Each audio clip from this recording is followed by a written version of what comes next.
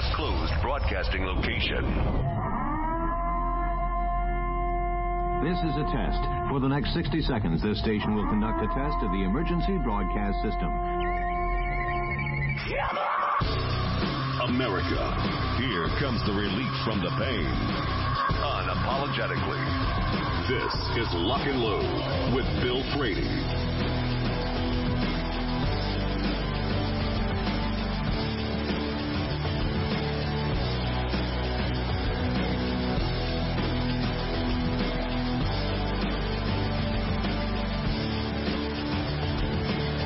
Number 3, joining me now from the lovely confines of somewhere deep in the heart of Detroit, Michigan.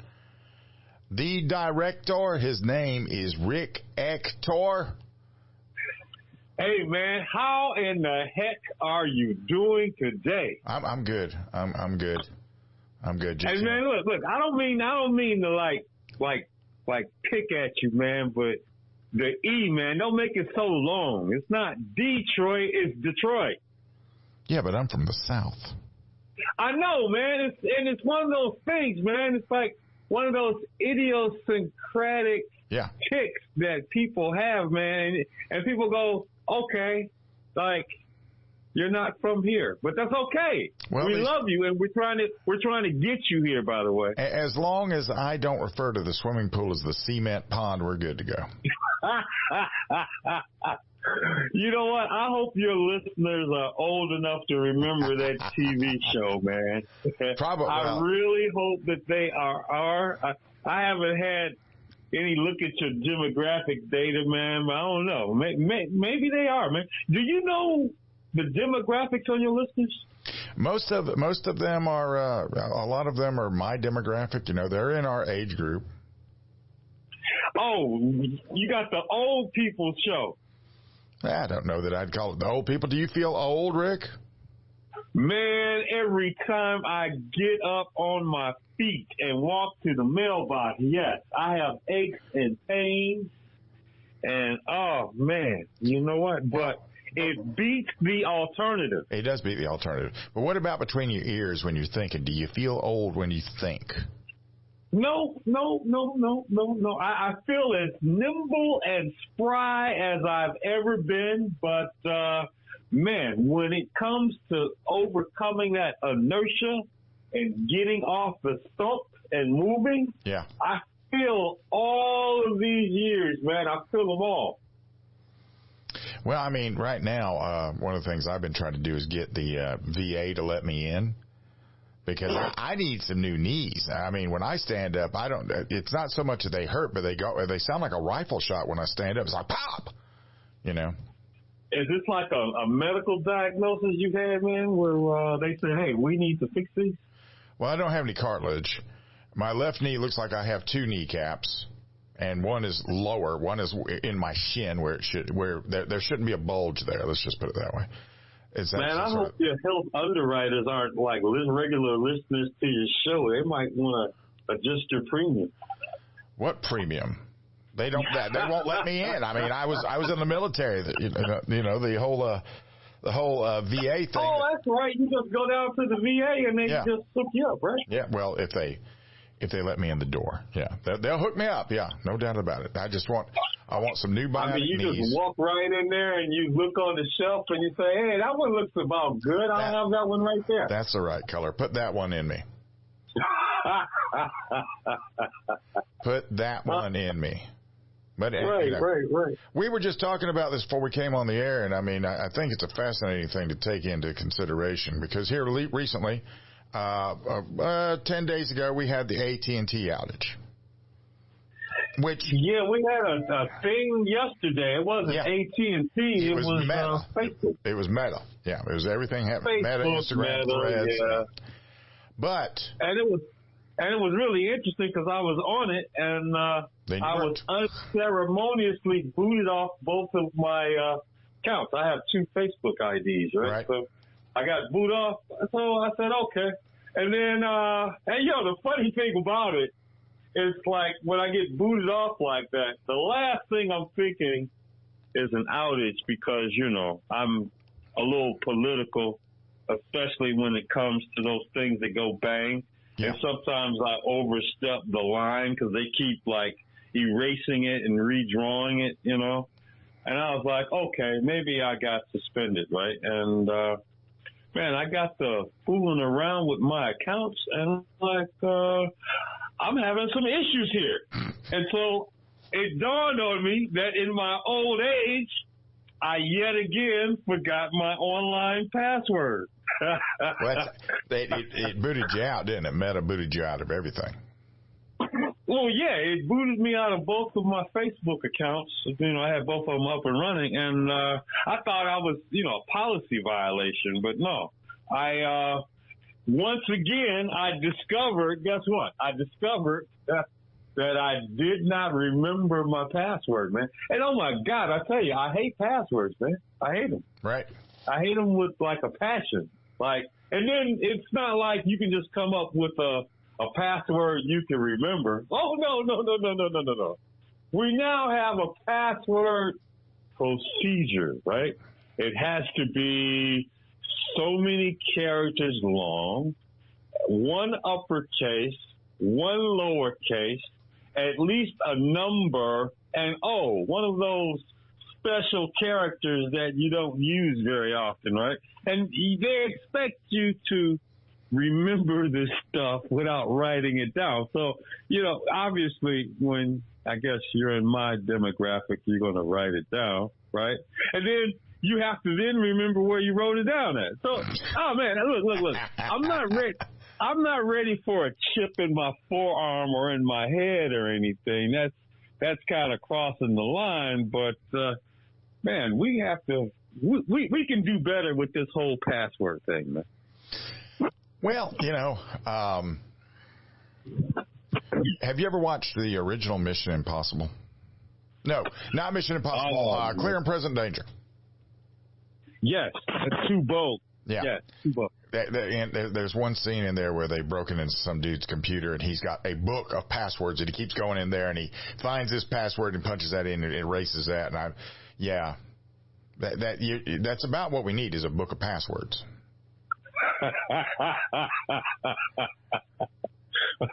There was a time that, you know what, it had gotten so bad that I had this little Windows program. It was like a little small mini program, and it only had one function in life, right?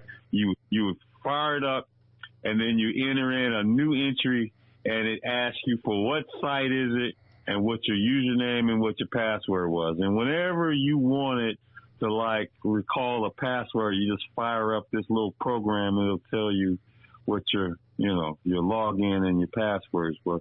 And on my last computer crash, I never hunted this program back down and never got back into the flow of doing it. And yes, I hate that I had to like putz around and come up with a new yet another password, man. Oh God, I hate them. Yeah. But I'm not ready for the chip yet, man. I'm not ready to be chipped. I'm not ready for it. I just would like to have, and I think they've actually done it. They've actually put some chip in some guy's head to where he can now interface with a computer. Yeah, man, I got too many religious hang-ups with that, man. You know, this whole sign of the beast thing. I'm not ready for that yet, man. Maybe, you know, I'm just over there on the ledge, the bleeding edge, but I'm not ready for something external to my genetic code to be the arbiter as to what site I can be on online. Well, you know, I guess it really comes down to a couple of things. Like I want fake knees. I want new knees, right? Now that would be external, but I want new knees so that I can be dangerous. I want to be able to move and kneel and do some things when I'm shooting, you know, and having knees would do that. Hang on for me, if you will. We're coming up on the first break. Talking to Rick Ector, the director. We'll be right back. This is Lock and Load.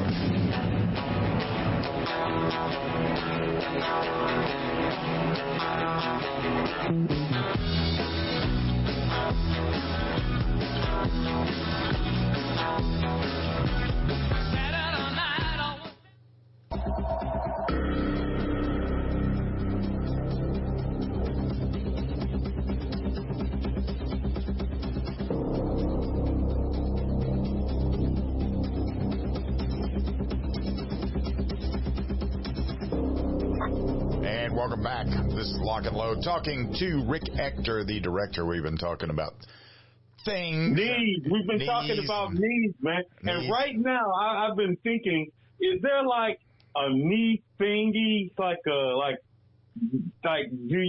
they have like a cache of needs somewhere, or are they artificial produced, I don't know, in a mold? Or are we taking them from cadavers? They're like, what's that whole thing like? Oh, these are made out of steel or something. These are metal. Are they? Yeah, these are metal. I mean, the way it looks, and I don't know. I have two family members that have had knee replacement, and they basically, cut your leg off below your knee, and take that joint out, saw that off, and then stick the new joint in there and get that planted in there. And then the smart people walk out of there that day. Wait. What does how smart you are have to do with whether you can walk out? Okay, so now you have been through a stroke as a medical emergency. Yeah, I have. I've had 2 heart attacks. Now the first one, they did this. We're like 2 kids on the schoolyard bragging to each other how tough we are. Well, I don't know how tough we are. Now, this is the thing. Like with the first one, I had a myocardial infarction, which is the classic heart attack where you have the pain in the arm and the pain in the neck. And mine was really minor. So they did the scope, ran the scope up into the femoral artery up into my heart and looked at it and said, oh, no damage at all. And then when they pull that out, of course, they're like, we're going to put a little pinpoint pressure on here to stop the bleeding, which woke me up out of my slumber altogether, because it was like somebody was had narrowed down a ball bat to a really narrow point, and they were pushing it with about 300 pounds of pressure. And they told me, if you can walk, you can leave here today. And I said, give me some pants. Okay. Then when I had open heart surgery, and they took me from the ICU into cardiotelemetry, they were like, you are allowed to walk now. I said, well, stand me up. Because... You know what? As I'm listening to you, and I'm hearing all of this medical jargon and terminology and body parts, man. Yeah. I guess that's the path forward, man. When we start falling apart, we start becoming experts in anatomy, because we're replacing just in the ones that go bad. just with the ones that go south on me there. I'm the other things I don't claim to know, and I don't profess to know, and quite honestly I don't know. But the heart part of it, I have gotten to know a little intimately, more so than I really would like to have been. So yeah, I'm still looking for a solution, man, that doesn't involve me mutilating my body with the mark of the beast. Well, go get a moleskin notebook. Do you have Barnes and Noble bookstores up there? They used to, man, but they went out of. You know what?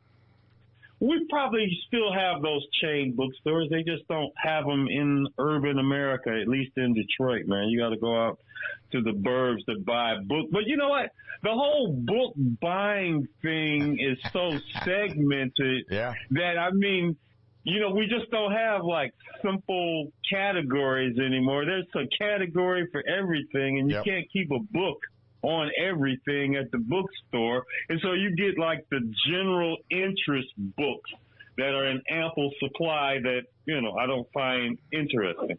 Well, but I mean, somebody named Moleskin, they make this line of notebooks, big as you want or small as you want. And you could have a password notebook and just lay it down and write on it with a Sharpie, Rick's passwords. and then just put all your passwords in there, You know what? That's what I need to do. Instead of going small with these little scraps of paper, I need like the stereotype when the restroom key at the gas station on the lonely highway. Right. They got this big giant 2x4 piece of wood with a key hanging on a chain. Yeah, that's what I need. Cinder block. I need a cinder block. I need my password on something like that. So whenever I need to find it. It's like I can just trip over it. Yeah, that's what I need. Yep. I need that. So anyway, man. Anyway. So, you know, here we are again, man. And I got an event that's actually come. What's that? I started doing something you would approve of. What you got? So, as you know, over the course of time, because Rick and I have spoken many times over the years, many times. Countless. He's been my guest many times. It's been quite the fun ride, and it continues to be the fun ride.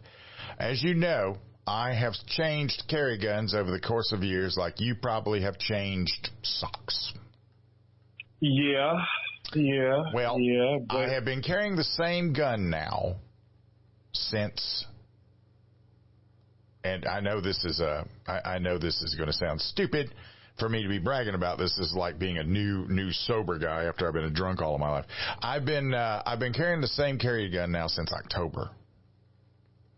You know, see, that's interesting. See, I've always fancied you as a guy on the bleeding edge of everything that's new and shiny that goes bang.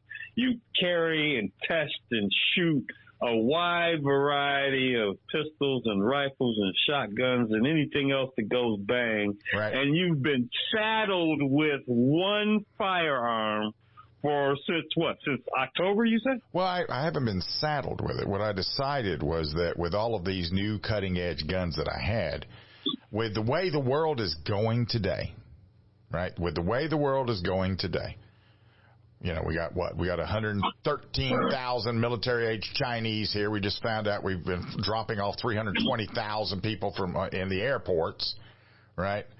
Yeah. And plus we have an election year coming up that everybody says could get sort of violent.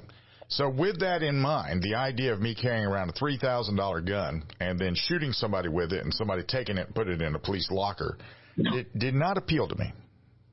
Yeah. So, I can see that. So what I did was I got 2 stock Glocks and I set them up the same way. Same trigger, same optic. And okay. So now if I use Glock one. is a fine firearm. It's a fine firearm. You will never go wrong with a Glock. I mean, you know what? It's America's gun. Dare I say it? It's like the default personal protection handgun. Right. You know, some people complain about them being blocky and not stylistic, but let me tell you, they're dependable, reliable, they go bang, and you know what? You could do far worse, man. You could do far worse. But now if it gets taken, right, if I use it and it gets taken in the police lockup, instead of me having a $3,000 gun getting scratched with a nail with some cop's initials on it, I'll have this gun. Which, you know, that won't upset me nearly as badly as if I had a $3,000, $4,000, $5,000 gun in there and I get it back and I've got a new engraving on the side of it. Oh, isn't that lovely? I didn't have that. Oh, if it costs $5,000, you fight like the Dickens to keep them from taking it. Yeah. Man, hang on. Is that a term you haven't heard in a while? Hang on just a second. We'll be right back. Talking to Rick Ector. This is Lock and Load. For over 25 years, Aero Precision has paved the way as a leading manufacturer of American-made AR parts. Aero Precision caters to the rifle builder by engineering quality receivers, handguards, and other essential parts. Aero Precision's added enhancements create a smooth build process from start to finish for beginners and seasoned builders. Whether this is your first rifle or your 50th, Aero Precision offers everything you need to make a quality AR at an affordable price. At Spikes Tactical, we are all shooters with a very simple mission. Make the best product we can perfect at the best possible price for our consumers. We strive to produce the best components and rifles available, with quality control second to none, because real-world events don't allow for a second chance. Whether you are an operator, competitor, or home defender, Spikes Tactical will serve you well. Go to spikestactical.com. Spikes Tactical, 100% American-made to the highest standard. At Staccato, we know there's there's no such thing as a fair fight, and we bring the unfair advantage that is the 2011 platform. Dominate. At Staccato, we know the most important gun you own is the one that you're carrying when you're facing that threat to life and freedom. Win. We want you to enter that objective confident that you are carrying the best gun in the gunfight. No compromise, no sacrifice. Staccato2011.com. Stand ready to face down the darkness with 2011.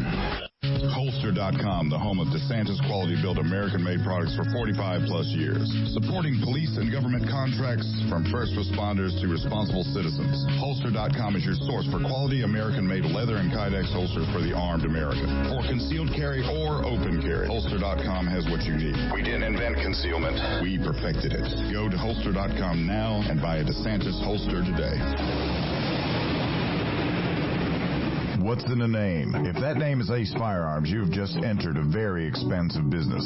First, a fully appointed gun shop with all the guns, ammo, and accessories you could possibly imagine. But then you enter the manufacturing facility that is home to Red Alligator Concealment, Militia Arms Customs, and so much more. Ace Firearms is beyond a simple gun shop.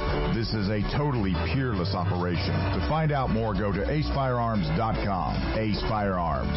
This is only the beginning. At MGS, we have what it takes to reinvent yourself. With a curriculum designed to balance work, family, and a gun repair education, MGS provides the gateway into one of the fastest-growing segments of the gun industry. Modern Gun School's mission is to provide high-quality distance education using time-tested materials and hands-on projects designed to develop a proficiency in both the technique and the business of gunsmithing. Go to mgs.edu. MGS Trade School. Your future is waiting.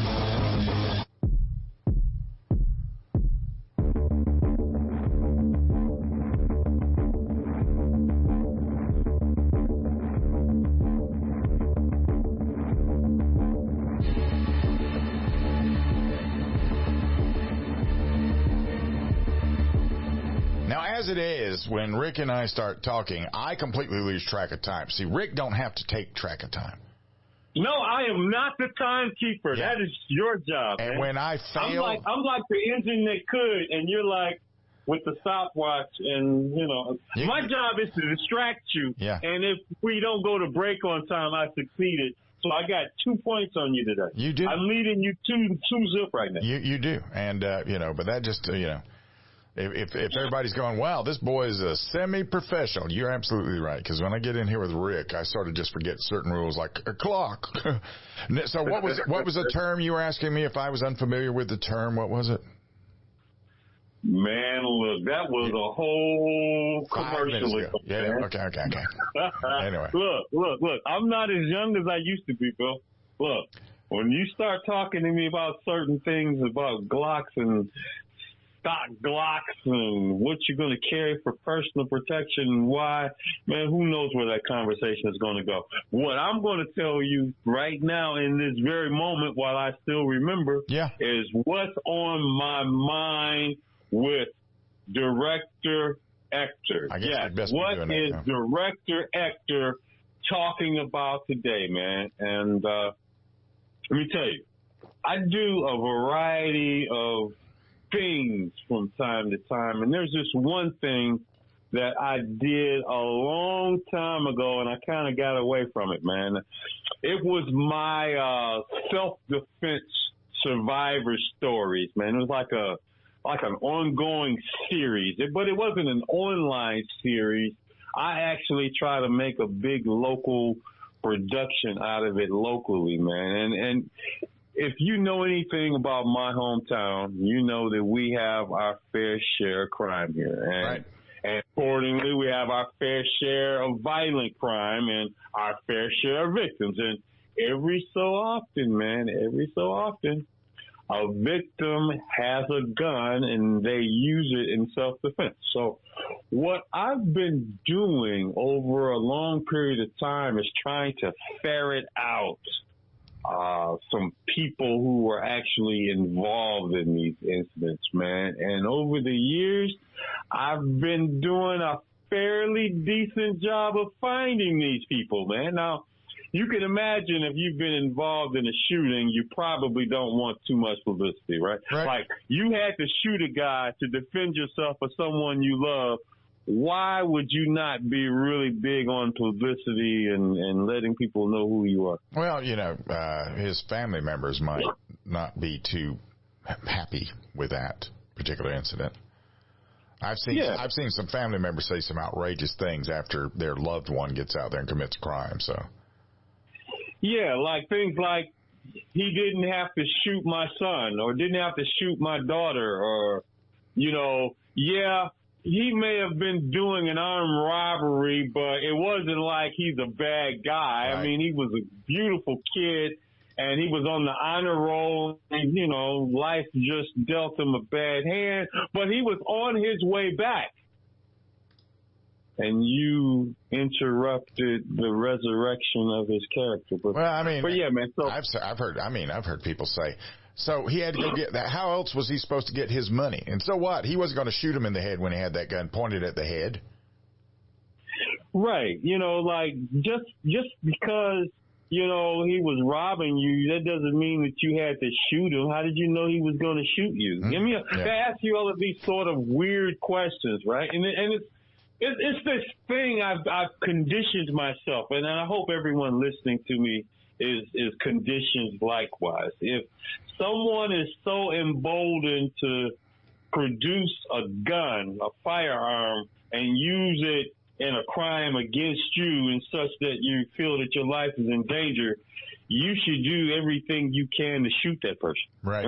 That's just one of those tics I have, man. So I've managed to go through and find 2 more people, man, and I'm always blessed when I can find them and I can actually convince them to be a part of this program. Because, man, what the program does, I actually invite them out to a venue to speak, and this venue that we're going to use to speak, it's actually a church, man. Yeah. Why in the world would a gun guy teach a class in a church? Are you asking me? Yeah, I'm asking you, and I'm not being rhetorical. Well, me. Why am I using the church? People that go to church are very upstanding people. Typically. Yeah. So you probably have some serious students there that wanted to partake in your class and everything else. I think that's an excellent place to teach a self-defense class. Well, I mean, that's one of the added self-benefits is that if there's any members in his congregation that happen to come on church on Saturday to watch the 2-hour program as opposed to just coming in on Sunday and Bible study and all the other events that they have, it gives me one more reason to be there. And plus, it's not a bad thing to be in church. And when people hear that I'm doing a thing in church, like, oh, my God, how can you have guns or be talking about guns in church? Well, guns in Michigan, anyway, is a state where you can have guns in church if you have the blessing of the presiding official. And this pastor, Pastor Buddy, he is actually a student of mine, and I've trained a number of members of his congregation to get their carry permits. And one of the things that I know he's worried about, we've had a sideline conversation, is that he's looking to train his staff formally, not only in gun handling and getting their carry permits, but actually assign some responsibilities and roles with their routine of when they have events such as service there, so how they can best protect themselves. So, yeah, church is starting to become more dangerous for the bad guys, and I say great, and I say excellent. So I've identified these 2 speakers, and they're going to come in, man, and they're going to tell their harrowing tale of their life being threatened and what actually happened and transpired. And I've asked both people to spare no details, right? So assume you're in this church. You're in Pastor Buddy's church, right? And you're sitting on the pew and you hear the build up as I'm going to introduce these 2 speakers with their separate stories. What items of interest in these stories would serve as markers or serve as must-tell info and minutia of the story? What is it that you definitely, absolutely want to get out of the story? I'd like to know how it is that they got targeted for a crime. Where were they? When did this happen? Were they in their car? Were they in their house? Were they at a store? I'd like to know that just because, criminals are, they're not too discerning where they will attack you nowadays. Man, I believe that if there's somewhere where they can announce their intentions, effect them, get it done and over with without too much fuss, fine. And, I don't even think that there's a stigma from doing crimes out in the open in the public, because there seems to be a lack of willingness of complete strangers to be so-called good Samaritans and come to the aid of their fellow man. Let me ask you, if you saw something go down, man, and someone was about to be hurt or harmed, what's your take on being the good Samaritan or getting involved? Are you I'll take pictures and write a report? No. Or if you see it go down, you're going to whip out your gun and do your best to help out? What's your take? I'm going to tell you a story that just happened here that I missed by about 3-4 days. But I don't have time to do it now because you got to tell everybody real quick how to find you, because we haven't done that yet. Yes, you win this leg. Yeah. Yes. Rick Ector, Director Ector. I can be found at Legally Armed in Detroit. My handle is Detroit CCW on most popular social media sites, whether it's Facebook, Instagram, Twitter, YouTube, and on IMDb with Mr. Bill Frady. You heard it. We'll be right back. This is Lock and Load.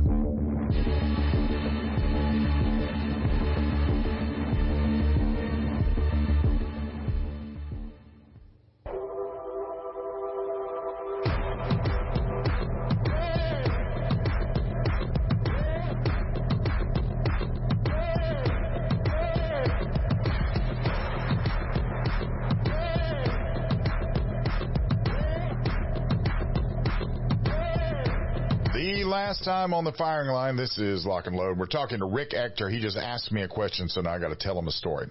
So recently, I love stories. Recently, I just got back into vinyl records, right? And I've always liked vinyl records, yeah. The old record, the albums, the stuff we used to buy back in the 70s and the 80s before we came out with 8 tracks and then cassettes and then CDs and albums. So, man, you're really dating yourself, but that's okay. Well, who cares? I know about the Beverly Hillbillies too. I don't care. I love the Beverly Hillbillies. That's right. Anyway, so there's this one place here in town called Second and Charles, which is a used bookstore. They also have used albums, and they have record players and turntables for sale there. So I went there on a Sunday and bought a record player that didn't work out. Took it back the following Saturday and exchanged it. Wait, you actually bought a record player without powering it up and turning the button and getting it started before you took it home? Yeah. Though that wasn't available to me to try that. So I mean, it's a bunch of kids that work there. They're sort of snowflakey, so they don't have anything. The idea of demoing something, that's a new thing for them. But anyway. Oh. Okay. I took it and I exchanged it for a legitimate turntable on a Saturday. The following Tuesday, a very troubled young man went in there with an 80-inch piece of glass and stabbed 3 people. Wow. So if I had been in there, and this is the thing, they ended up taking this kid alive, even though they tased him and that didn't work, and even though he tried to stab the cops. And I actually discussed the incident with the sheriff here in this county, and some of his guys had responded, and I was like, that was incredible restraint there, dude. That was crazy good restraint, because as I pointed out many times, in that event, if I had been in that Second and Charles and I see that happening, I don't have nearly as many constraints as law does, because we have castle doctrine here in South Carolina. Right. Castle doctrine states that wherever I can be legally, if I'm not committing a crime, I can have a gun, and I do not have to run away, and I don't have to do anything. I can stand my ground if I want to. And if he's stabbing innocent people, I don't have to sit back there and go, it's none of my business. Now I could, because I'm not obligated to do something about that, but I probably would have perforated that young man a few times if I'd been in that place. The idea of a bunch of non-combatants, Rick, the people that don't know, and this is not just a part, that kind of violence and that kind of thing is not a part of their life, that they're just ignorant of it, and it just irritates me to think that people's lives get taken, that it's just such a shock to their system. I know it happens all the time. I know it's incumbent on them to be prepared for this kind of stuff, but they're not. And, when I see that kind of stuff, I don't care if they're male, female, black, white, plaid. I don't care. If somebody is getting hurt, I probably would step in on that one. The other end of that spectrum is the people that'll pull out their recording devices, their cell phones, and start live streaming it over the internet on Facebook or something, And it's like, wow, there's a line there. There's the line of getting actively involved, and then there's broadcasting it live over the internet, over social media in real time. Like, wow, like there's a wide variety of options that we can select from in terms of our level of involvement, man. And I don't know, for myself, I will get involved, but man, it would have to be something egregious where, I just could not live with myself if I did not. Well, somebody's trying to stab a bunch of people, would that be egregious enough for you? Yeah, that would be. I'm just looking at, you've saved people and you saved some folks, but man, it's going to be a really bad day for you, the hero, right?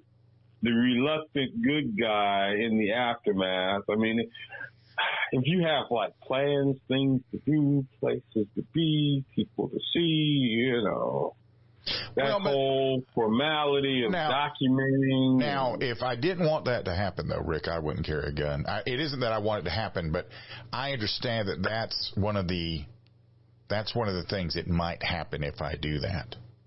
So that's just a part, that's like the little itty bitty screwdriver in the toolbox. I'm just sitting there thinking, well, this is just taken my whole day and changed it all the way around from what I was planning. I'm not going to be having coffee right now anytime soon.